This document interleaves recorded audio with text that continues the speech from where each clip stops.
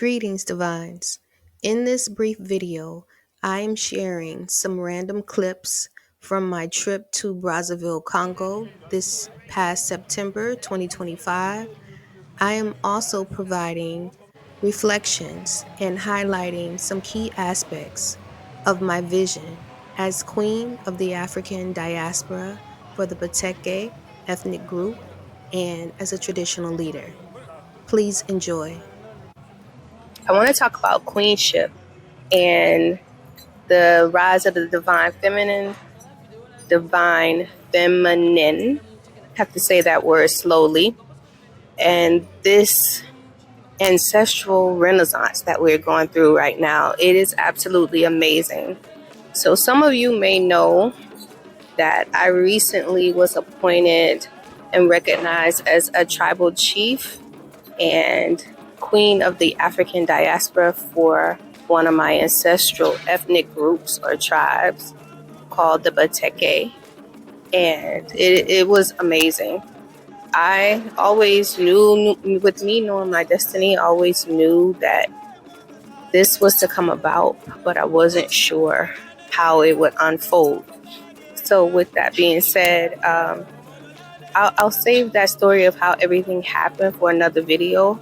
But I really wanted to speak today about the fact that I have seen since I've received this appointment that there's been other women who have received appointments recognized as queens of different ethnic groups in Africa. I've also I know of plenty of traditional chiefs from the diaspora.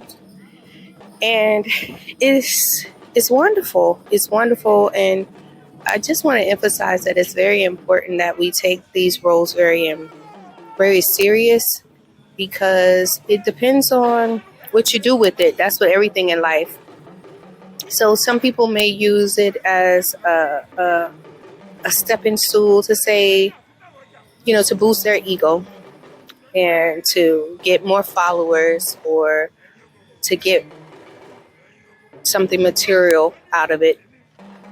But I like to look at my role, or I do look at my role as it's a part of my legacy, and it is a position that helps me with expanding upon my legacy in a major way, not just for my life, but for the lives of my descendants for generations to come. So I have very big plans. I have many projects, many initiatives that are in my plans. And I'm working with scholars in Africa, scholars here in America, and other traditional chiefs, other priests and priestesses on various different things to bring to us all, to bridge the gap culturally, spiritually.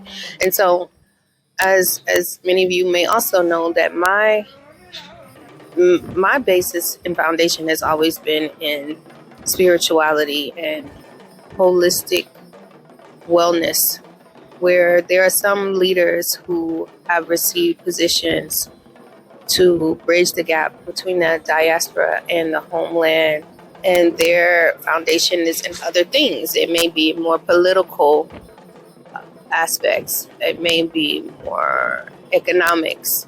So you don't have to choose one or the other. So for me, I definitely don't plan to just stay in one category. But I have seen where people do best with working within the areas that they specialize in. So I have plans to broaden some cultural, spiritual, holistic wellness for us all, as well as work on economic plans for business, trade. That's another area of my interest that I want to expand on. So yes, using these roles and positions are very important, and there are things that we should think about when being in this position. So one of the things that I wanted to identify is that there's always been things I wanted to do, just being a regular person, post on social media, outfits, maybe being a little more sexy, just being me that I am, myself that I am behind closed doors in my personal life. But my spirit has always warned me against that. I've always received like guidance on operating as a queen and as a goddess and walking in my divine femininity in a way that's very respectful. And I have nothing, no bad things to say about people who are a little bit more risque with what they present to the world. But for me, it was important that I did that. And I'm glad I did, because it is something that your image online is something that speaks volumes to people. And I'm glad that my image online has been in alignment with who I am and my roles in this world. So I would like for people to remember that. That's important. You never know, when something may come up and you're put into a position and everything that you've done previously is either looked at, or it is something that has to be in alignment with what you're put in the role to do. The next thing I wanted to identify was that this journey has not just, it wasn't something that happened overnight, even though the actual appointment was like very unexpected of the way it unfolded. But over years now, I've been connecting with the traditional chiefs in my ethnic group, and for years I've been building a relationship with them, and they have. Let me see how I can say this. I would say Spirit has tested me along this journey, and even the elders, they look at certain things, and you are tested. You just, anyone cannot be in any role that's important in a role of leadership.